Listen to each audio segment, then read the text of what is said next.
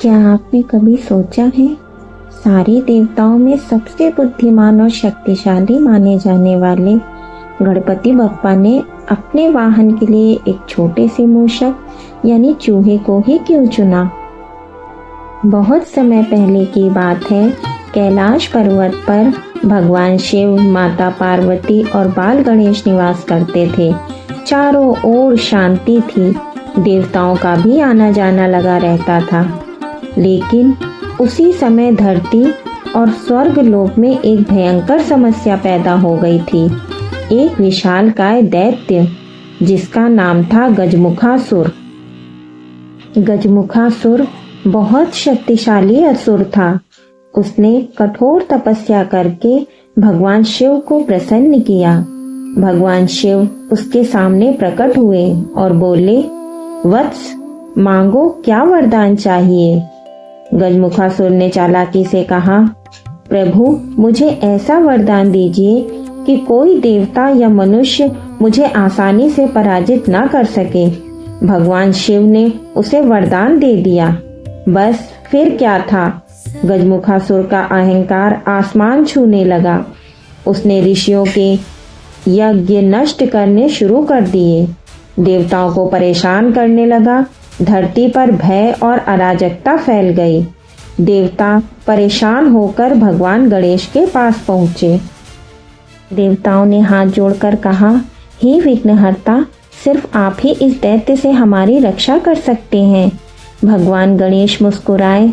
उन्होंने कहा, जिसे अपने बल और अहंकार पर घमंड हो जाता है उसका अंत निश्चित होता है। और फिर गणपति बप्पा युद्ध के लिए निकल पड़े।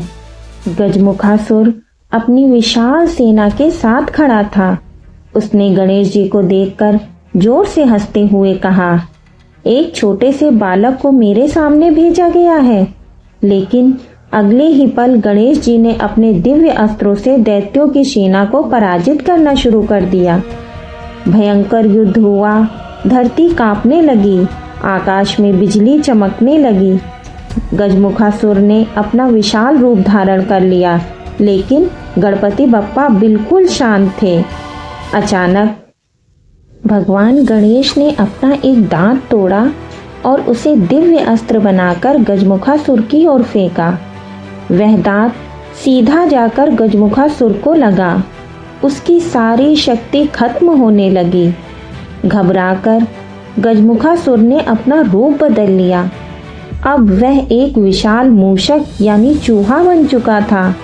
लेकिन वह साधारण मूषक नहीं था। वह इतना विशाल था कि जहाँ जाता सब कुछ नष्ट कर देता। वह आश्रमों में घुसकर सामान तोड़ देता, ऋषियों को परेशान करता। तब भगवान गणेश ने उसे पकड़ने का निर्णय लिया। भगवान गणेश ने अपना पाश फेंका। मूषक भागने लगा, कभी इधर कभी उधर, लेकिन गणपति बप्पा से कोई बच नहीं सकता। कुछ ही देर में मूषक भगवान गणेश के चरणों में गिर पड़ा। वह बोला, प्रभु, मुझे क्षमा कर दीजिए, मेरे अहंकार ने मुझे अंधा बना दिया था। तब गणेश जी बोले, यदि तुम सच में पश्चाताप करते हो तो आज से तुम मेरे वाहन बनोगे। यह सुनकर मूषक हैरान रह गया। भगवान गणेश उसके ऊपर बैठ गए और उसी दिन से मूषक गणपति बप्पा का वाहन बन गया। यह कहानी सिर्फ एक दैत्य और भगवान के युद्ध की नहीं है। मूषक हमारे मन की इच्छाओं और चंचलता का प्रतीक माना जाता है। जैसे चूहा हर जगह दौड़ता है, वैसे ही इंसान का मन भी हर समय भटकता रहता है। भगवान गणेश का मूषक पर बैठना यह दर्शाता है कि जिसने अपने मन और अहंकार पर नियंत्रण पा लिया वही सच्चा बुद्धिमान है। तो दोस्तों, यही कारण है कि गणपति बप्पा का वाहन मूषक माना जाता है। ये कहानी हमें सिखाती है कि अहंकार कितना भी बड़ा क्यों ना हो, भगवान के सामने टिक नहीं सकता। गणपति बप्पा मोरया। अगर आप गणपति बप्पा के भक्त हैं तो कहानी को लाइक करें, शेयर करें और चैनल को सब्सक्राइब करना ना भूलें।